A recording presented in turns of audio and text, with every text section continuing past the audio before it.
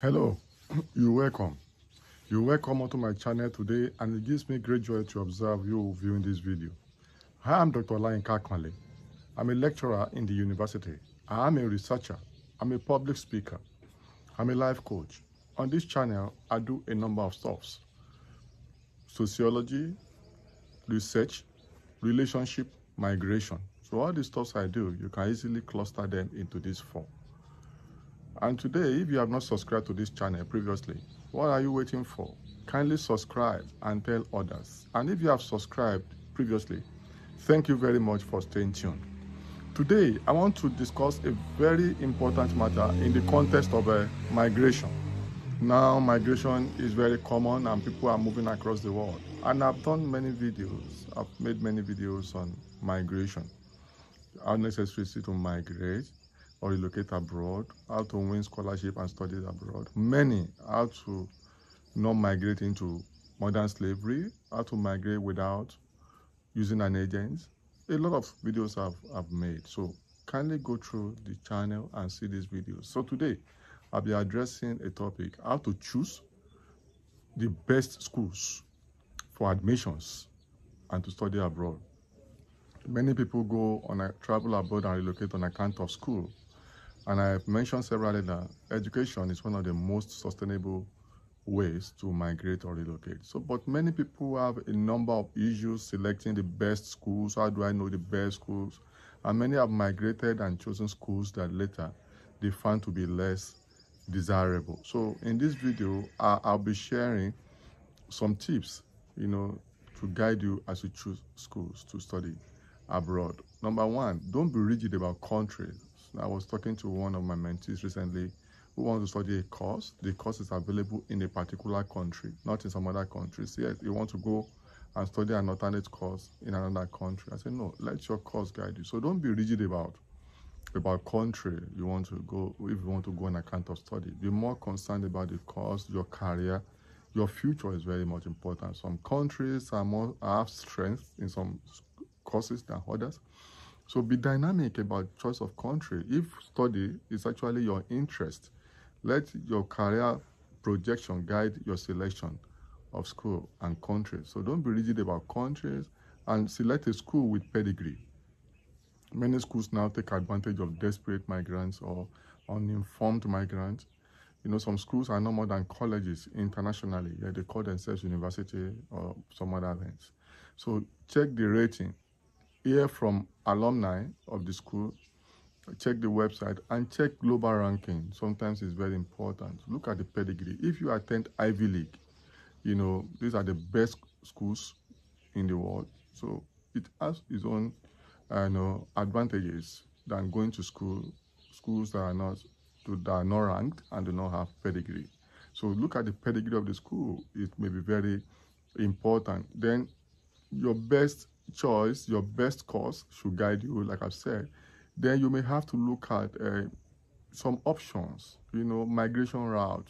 You may pick some countries or schools in countries that will allow you to stay for a period of time after you've finished your program. Schools schools in countries that you can use that pathway, so you are not in a rush to rush back to your home country. Some countries, I don't want to mention many countries, but you can, countries like Canada, will allow you to stay, and you may have permanent residence or even citizenship after that. So you may have to look at the work option. Some countries will allow you to work full-time, while the UK will not allow you to work more than 20 hours. Some countries like Canada will allow you to work even full-time while you are still on study. So I did a video on Canada, even more than one videos on Canada, even their new policies.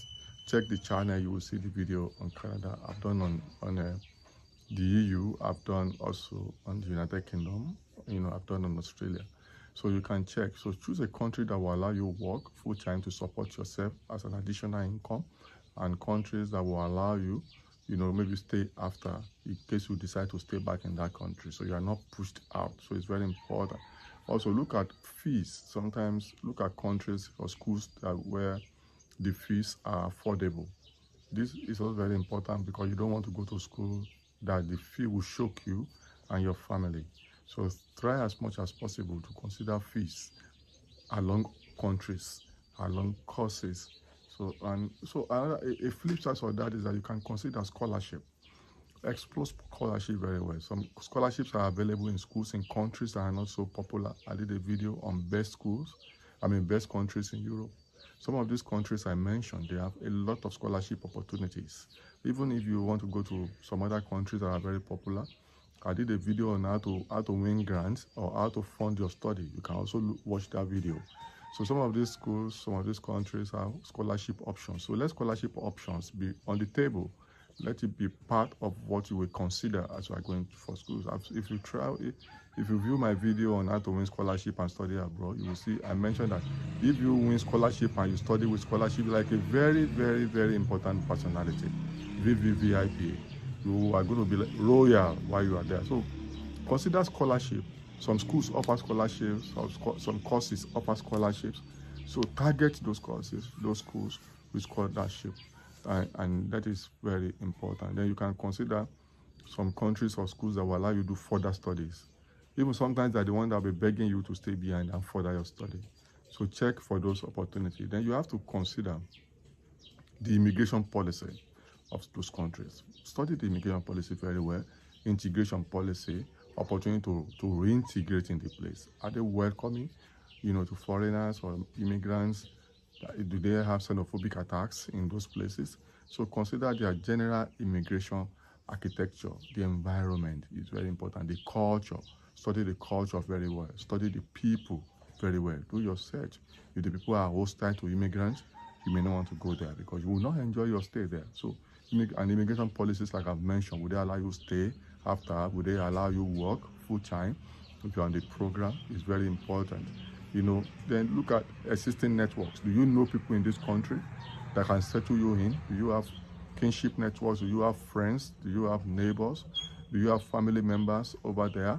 This is very important. That's why UK is very popular among Commonwealth nations. So because networks are there. The United States is also very popular because there are many people there who have people there.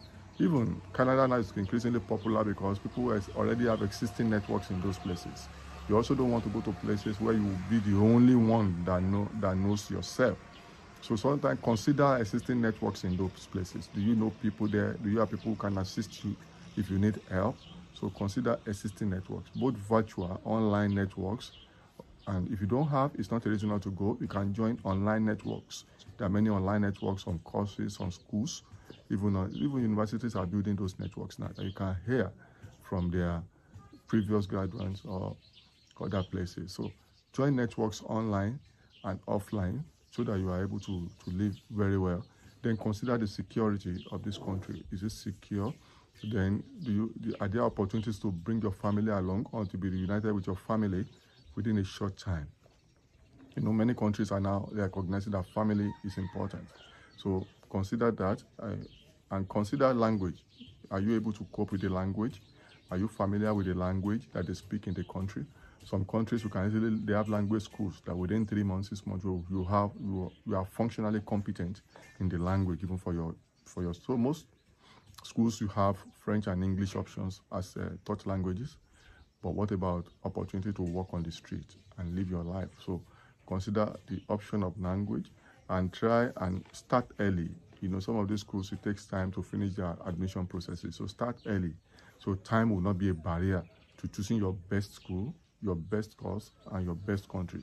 And get your transcript and certificate together early. I did a video, it's on this channel, on processing your transcript and certificates. This is usually a problem for so many. So if you view that video on processing your transcript and certificate, you will have some pieces of information that can assist you in optimizing the processes of getting your certificate and transcript. And write necessary exam very well. Write your statement of purpose very well. There's a video on this channel on writing excellent statement of purpose. Some of these schools, we expect you to write statement of purpose to tell them your interests and some capacity. So view that video on how to write winning or excellent statement of purpose. So, and start early, get your transcript, consider language, but language is not a problem, like I've said. So if you consider all of this, you are going to end up with very fantastic schools. and you will surely enjoy your stay abroad if you consider all of these issues I've mentioned. I have people who have used this approach and they are doing very well, enjoying their study abroad. So collapse some of these points I've mentioned and walk through them and let them walk you through. Until I see you in my next video, subscribe to this channel and tell others. More wonderful videos, excellent videos are on the way. Thank you very much.